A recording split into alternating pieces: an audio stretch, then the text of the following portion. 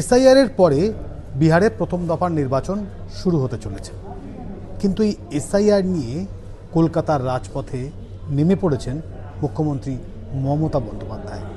আমরা এই পাটনায় বসে পাটনার বিজেপি নেতৃত্বের কাছ থেকে জানব যে এসআইআর এত আন্দোলন বা এরকমভাবে বিরোধীরা কেন এটাকে এত আক্রমণ করছে, বা তার সত্যি কি কোনো এরকম ভয় পাওয়ার কিছু আছে। सर द शॉर्ट हैंड में आपका स्वागत है। Thank you sir.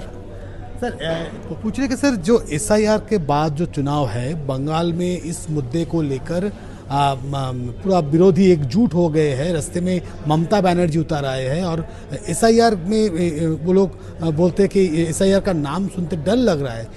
डरने वाली बात क्या है भाई? स्पेशल इलेक्टोरल रोल को जब हम कर रहे हैं एसआईआर इंटेंसिव रिवीजन, तो इसमें तो बड़ा सिंपल फॉर्मूला है ना कि वोट्स का डुप्लीकेसी नहीं हो, कहीं कोई शिफ्टेड हो गया हो तो उसका वोट एक जगह रहे, और अगर डेड हो तो उसका नाम वोट लिस्ट से हटा दिया जाए।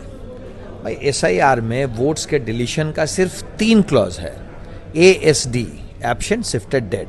तो अगर हम इलेक्टोरल रोल को सैनिटाइज कर रहे हैं, हमसे मेरा मतलब है इस देश की इलेक्शन कमीशन जो एक कॉन्स्टिट्यूशनल बॉडी है, कॉन्स्टिट्यूशनल बॉडी इलेक्शन कमीशन अगर इलेक्टोरल रोल को सैनिटाइज कर रही है, उसको स्क्रूटनाइज कर रही है, तो उसमें किसी को प्रॉब्लम क्या है? कौन सा पॉलिटिकल पार्टी ऐसी है इंडिया में जो नहीं चाहेगी कि हमारा इलेक्टोरल रोल और ज़्यादा स्क्रूटनाइज्ड हो जाए और ज़्यादा प्योर हो जाए?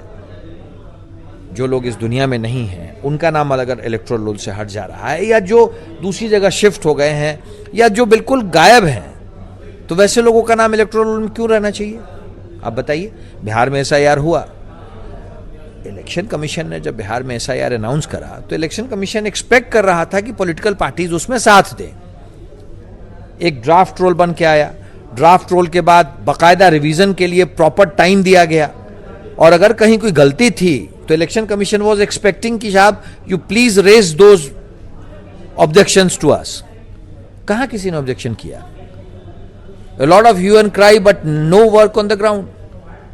3 ऑब्जेक्शन पॉलिटिकल पार्टीज ने सिर्फ किए उस ड्राफ्ट इलेक्टोरल रोल में, बस यही तो सच्चाई है। और एक और इंपॉर्टेंट बात मैं बता देता हूं कि बिहार के मेजर अपोजिशन ने एसआईआर के समय, कांग्रेस, आरजेडी, लेफ्ट कंबाइन ने एसआईआर के टाइम पे बिहार में 80,000 BLAs अपॉइंट किए थे, booth level agents. 80,000 booth level agent 3 political objection सिर्फ रेज कर पाए। तो why this hue and cry? क्यों आप ये ह्यू एंड क्राई कर रहे हो? इस बात का जवाब दो ना। क्यों? ये सवाल ही तो है, क्यों कर रहे हैं? हमारी तो कुछ समझ में नहीं आ रहा है। हमने तो सिर्फ इतना कहा, बीजेपी का पॉलिटिकल स्टैंड यही है कि जो इंडिया का सिटीजन नहीं है उसको किसी भी तरीके से इस पायस इलेक्टोरल प्रोसेस का पार्ट नहीं होना चाहिए। हम तो सिर्फ इतना सा कह रहे हैं, जो मानुष इंडियन सिटीजन नहीं है वो हमारा जो इतना पवित्र पॉलिटिकल प्रोसेस है इलेक्शन का, उसका पार्ट नहीं हो। हम तो सिर्फ इतना ही कह रहे हैं। अब इंडिया का कौन सा वो पॉलिटिकल पार्टी है, आप मुझे बताइए, जो चाहता है कि जो विदेशी है वो भी इलेक्टोरल प्रोसेस का पार्ट हो? विरोधियों का कहना है कि भाजपा जो अपने वोट के लिए ये देश की जो नागरिक है, जो बंगाली नागरिक है, उसको बांग्लादेश भेजना चाहते हैं। ये साजिश है भाजपा के दिमाग में। सच ऐसा है कि कुछ? इस देश का एक भी नागरिक का नाम अगर कटता है तो उसी के लिए ऑब्जेक्शन का पीरियड है ना। आप बताएं भाई, इलेक्शन कमीशन और उसके प्रोसेस में अगर इस देश के एक भी नागरिक का नाम कटेगा तो आप बताएं, हम आपके साथ हैं, लेकिन वो इस देश का नागरिक होना चाहिए। आप जो कह रहे हैं, विरोधी जो कह रहे हैं, किसका विरोध कर रहे हैं? एसआईआर बीजेपी तो करवा नहीं रही है ना, एसआईआर इलेक्शन कमीशन करवा रही है, बट बीजेपी वेलकम कर रही है, क्योंकि बीजेपी चाहती है कि हमारा जो इलेक्टोरल रोल है वो और पवित्र हो जाए। अगर थोड़ा बहुत कमी है, हमारी माता जी हैं, शी इज नो मोर, वो स्वर्ग लोग चली गई 2020 में, बट उनका नाम अभी तक था। एसआईआर हुआ, उनका नाम कट गया। हमारे यहाँ एक वो पॉलिटिकल बहेलिया है, पॉलिटिकल जोकर है प्रशांत किशोर, उसका पता चला कि बंगाल और बिहार दोनों जगह नाम है। अगर बंगाल में भी एसआईआर हो जाएगा तो उसका नाम एक ही जगह रहेगा ना। बिहार में ऐसा कोई आदमी नहीं मिलेगा जिसका नाम आपको दो जगह मिलेगा, क्योंकि बिहार में एसआईआर हो चुका है।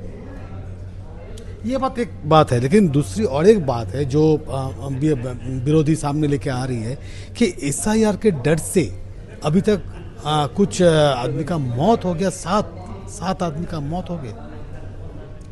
भाई किसी का भी मौत होना तो बहुत बुरा है, बहुत दुखद है, लेकिन एसआईआर का डर क्यों भाई? एसआईआर में से है क्या कि डर लग जाएगा उन्हें? कोई कारण होना चाहिए ना डर का। भाई अगर हम कहते हैं, बीजेपी का अपना एक पॉलिटिकल लाइन है कि हम किसी भी इलीगल माइग्रेंट को जो इस कंट्री का सिटीजन नहीं है, किसी भी घुसपैठियों को, किसी भी इलीगल इमिग्रेंट को इस पॉलिटिकल प्रोसेस का पार्ट नहीं बनने देंगे। हम सारे घुसपैठियों को पहले डिटेक्ट करेंगे, फिर डिलीट करेंगे, फिर डिपोर्ट करेंगे। तो इसमें डरने की क्या बात है? जो इस देश का नागरिक है वो है, और जो नहीं है वो नहीं है। अब डराया जा रहा है।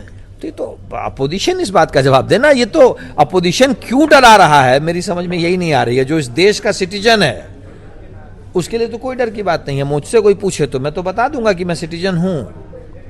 डर तो उसको होना चाहिए ना जो देश का सिटीजन नहीं है और जो सिटीजन की तरह पोज कर रहा है। तो वैसे लोगों को तो हम डिटेक्ट भी करेंगे, डिलीट भी करेंगे और डिपोर्ट भी करेंगे। ये बड़ा क्लियर है मामला। একটা বিষয় পরিষ্কার যে এসআইআর নিয়ে যে বিষয়গুলো সামনে আসছে তাতে বিজেপির তরফ থেকে একটা কথা বলা হচ্ছে যে এই এসআইআর এর ফলে কিন্তু যে সংশোধন হবে তাতে কিন্তু কোনো নাগরিকের ভয় পাওয়ার কোনো কারণ নেই, বরং যারা নাগরিকত্বের বিষয়ে সমস্যা রয়েছে, যারা দেশের নাগরিক নয়, তাদেরই ভয় পাওয়ার কারণ রয়েছে।